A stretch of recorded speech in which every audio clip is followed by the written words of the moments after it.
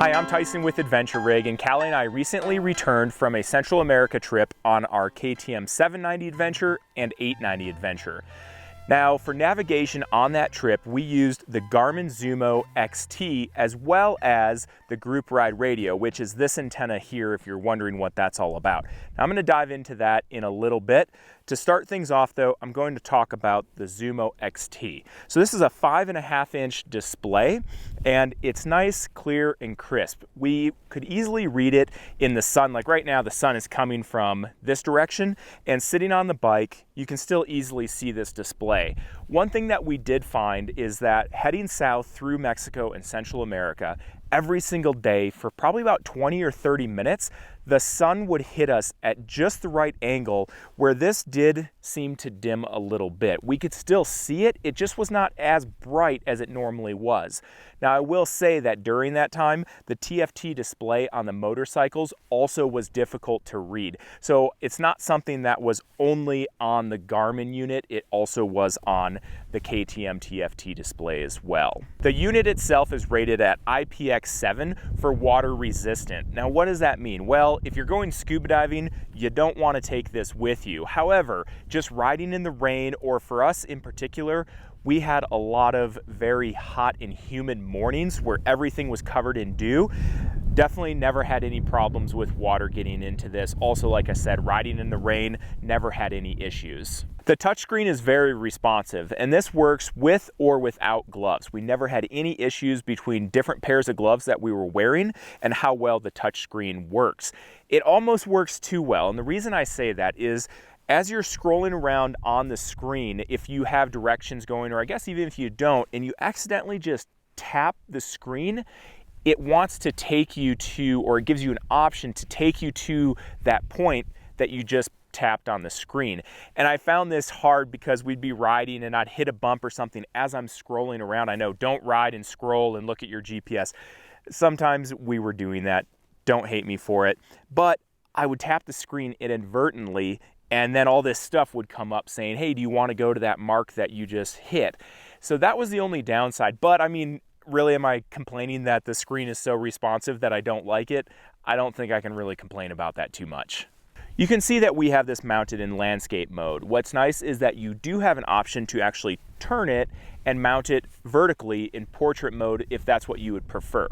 There are a lot of great features about the Zumo XT that Callie and I like. I'm not going to touch on every single one. This video would be 30 minutes long. You can go to their website and they will give you a nice long list of everything that it has. But some things that Callie and I found that we really liked are, one, the directions that this gives. So all of the signs in Mexico and Central America are obviously in Spanish, and this wasn't always correct in the pronunciation that it would give you, or it would maybe pronounce it correctly, but what you read on the sign, because I don't speak Spanish, doesn't necessarily look exactly how it was pronounced. Well, a great feature that it gives you is, say an exit is coming up, it will actually display a photo of that exit with what you're going to see for the street sign, the lanes that you need to be in to get off of the road. All of that comes up on this display off in the corner. I found that to probably be one of the most helpful features, just to help us through those areas that had a ton of congestion and it wasn't always easy to listen to the turn-by-turn directions.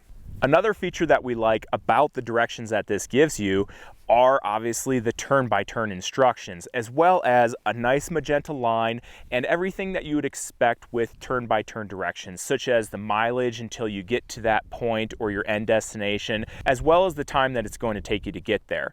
On our trip, we actually trailered the bikes down Baja and then ended up riding them onto the ferry from La Paz over to Mazatlan, and then once we were in Mazatlan, we started heading south on the motorcycles. What we discovered in Mexico is that having the turn-by-turn directions was extremely nice. We never knew where our destination was for that evening. We definitely kind of did this by the seat of our pants and didn't really have much of a plan.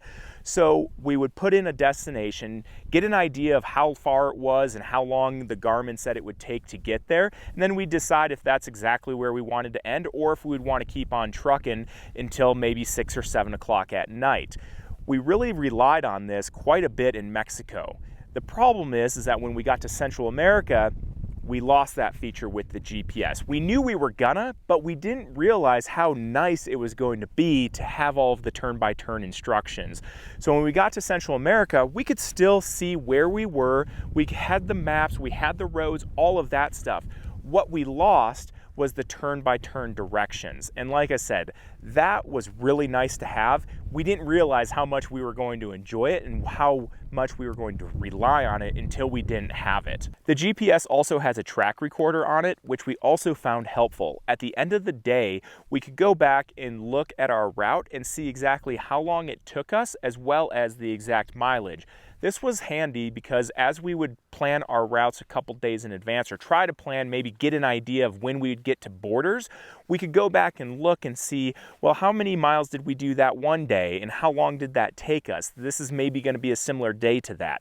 So that was a feature that we honestly didn't know we were going to like so much, and we ended up using it every day to try to give us a better idea of maybe when we'd possibly get to borders, so that we weren't crossing them at 5 o'clock at night.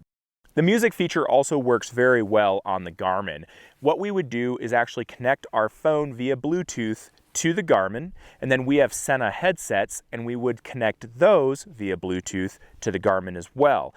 And what that would give us is that we could play music through the Garmin, and it would then go into our headsets on our helmets. But what was nice is that you can actually, and this all depends on how you set the display up on the Garmin, because there are different options for it, but you can set the display so that you always have your music over in the right-hand corner. And you can actually stop, pause, go forward, go backward, all by just tapping on the screen, and you have full control of all of your audio through that. You do have 3 different options on how you can view the Garmin screen. You can look at it as a topo map, you could do it as a street view map, and then as bird's eye view. Bird's eye view is kind of like a satellite image. It's above you and it gives you just all of the terrain that you have around you. That's a pretty neat view as well.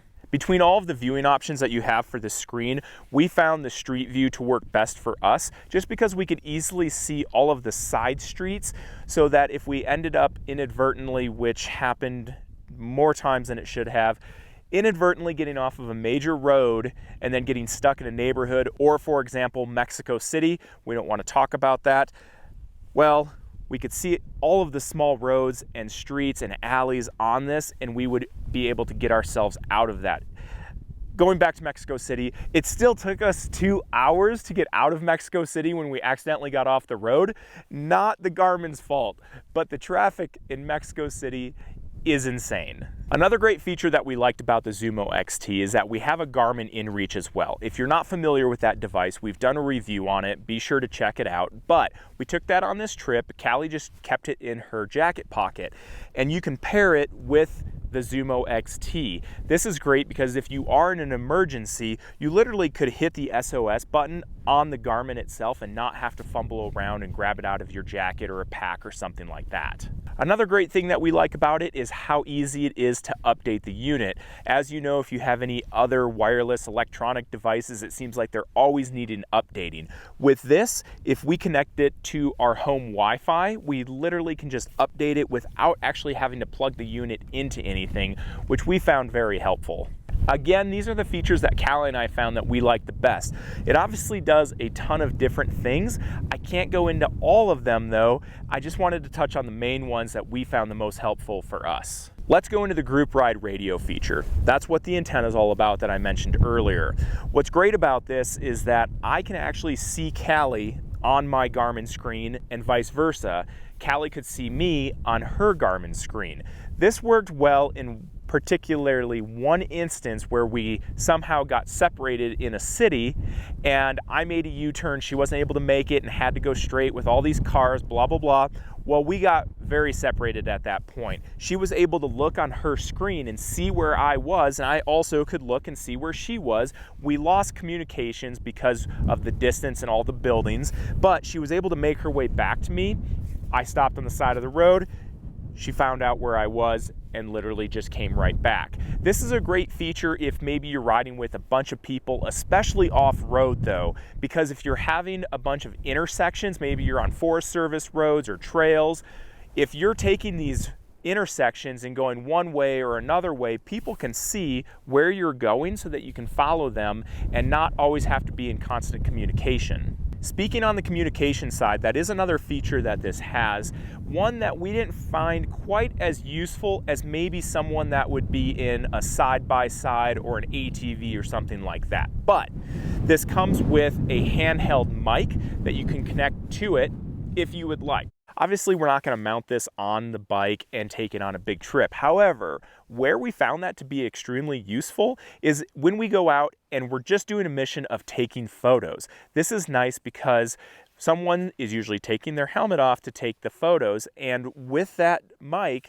Callie could talk to me as well as listen to me if I'm going through my helmet, going through the Garmin and just pushing the button to talk to her. She now has this mic in her hand and can communicate with me effortlessly. That was a great feature. Again, it's not something we're going to necessarily take to Central America, but I think it does have its place. What we can use though is, instead of having the mic, because this unit connects to our headsets, there is a button that you can push and you can hold it like you're keying a mic, and when you do that, you can actually talk to each other through your headsets because those headsets are connected to the Garmin and you don't actually need this external mic. Now, again, we weren't really sure how this was going to work, and we wanted that feature where we could locate each other, and that's really why we got it. With that said, the communication for Callie and I being on the bikes doesn't really work all that great, at least for the instances we found ourselves in. And the reason I say that is because if you're going to key the mic and actually talk to the person through your headset, you have to take your hand off your grip, hit that button, use it, release it, that kind of stuff. You also have to look down at the Garmin and get to the corner of it. It's not very user-friendly when, if you just have helmet communications, you can literally just sit there and talk back and forth uninterrupted, all of that stuff. Again, for us, it just didn't really work that well. It wasn't super practical, but it is a neat feature, and I think that if you're using this more in an environment like a side-by-side or ATV, I definitely see where that could come into play. It does have great range though. We did find that if we were going around corners, it would work better than our Senas. Usually when we would get out of line of sight with our Sena, at that point it would break up. But this seemed to work a little bit better than that, and we could go around a couple corners with it still working before it would cut out. So I was impressed with the range. Garmin claims that the communication range in the mountains is a half a mile to a mile, which I definitely found to be true in our particular instance up in Idaho. And then in the flats out here, a mile to 2. This is going to be under optimal conditions. That may change. Maybe you're going to get a little bit more, maybe you're going to get a little bit less, but from what they found, that's what they're calling it. And like I said, up in Idaho, I found that 3/4 of a mile is about where I was going, and that was going through some turns. I was pretty impressed with that. Something to mention is if you want to use that tracking feature where you can see other people on your Garmin, they're going to need that feature as well. So it could be a tread, it could be the Garmin Zumo XT with the Group Ride Radio kit. Everyone needs to have that though. So if I just had a Garmin Zumo XT and Callie had the Garmin Zumo XT plus the Group Ride Radio or a tread, then she's not going to be able to see me and I'm not going to be able to see her. So you need to have that upgrade in order to see that, as well as everyone in your group. So it's not just going to work off of the Garmin itself. It does need that extra attachment. I mentioned earlier that Callie and I didn't really do much to plan this trip, and we kind of went day by the seat of our pants. If you are someone that likes to plan things out, you definitely can with the Garmin. And they actually have this Explore website where you can go, and on that website you can pre-plan your trip, you can lay waypoints, you can make routes, all of that kind of stuff, and then you can load it onto the Garmin so that you literally have a route you can follow every day. Now, for Callie and I, we don't necessarily love the Garmin Explore website. We don't find it very intuitive or user-friendly. That's just our own experience. We know other people that love it and they think we're crazy because we don't like it. But for us, we're in luck because we can use other websites that we find to be a little bit easier to use. And as long as they will save the file as a GPX, we can then download it and put it into the Garmin pretty easily. So it's not a deal breaker by any means, just something I wanted to mention. It is Garmin's website, has a ton of features, just not super user friendly for Callie and I personally. All in all, Callie and I found the Zumo XT to be the perfect GPS for our Mexico and Central America trip. We could easily plug in different addresses when we found a hotel that we wanted to go to for that night, and it would take us to the hotel. We could also find restaurants or attractions by using this GPS. It has a lot of those features built right into it, and again, they're easy to use. It's also intuitive and easy to install. There wasn't any kind of a learning curve. Literally turned it on, it downloaded and updated itself once we turned it on, put it on the motorcycle, and at that point we could easily find all of the features that it had in it. We could connect our helmets, connect our phones, all of that stuff worked pretty seamlessly, which is a lot because with today's technology, sometimes you just want to scream when things don't work. It's definitely something that we would take again without any hesitation. We were very happy with the Garmin Zumo XT and our choice that we made because they make a lot of different GPSs. We weren't sure which one to go with, but in the end, I'm glad that we chose this one. If you guys have any questions, please leave them in the comments section below. Like I've already mentioned, I know we have not touched on every single aspect of this GPS. So if you have a question about something we didn't talk about, just leave it in the comments section below and we'll get back to you. Also, if you're curious about the trip that we took, you can find us on Instagram and Facebook. We are always doing updates at Adventure Rig. Also, check out all of the vlogs that we did for that trip on this YouTube channel. If you like the video, please give it a thumbs up as well as subscribe. Thanks again for watching. I'm Tyson with Adventure Rig.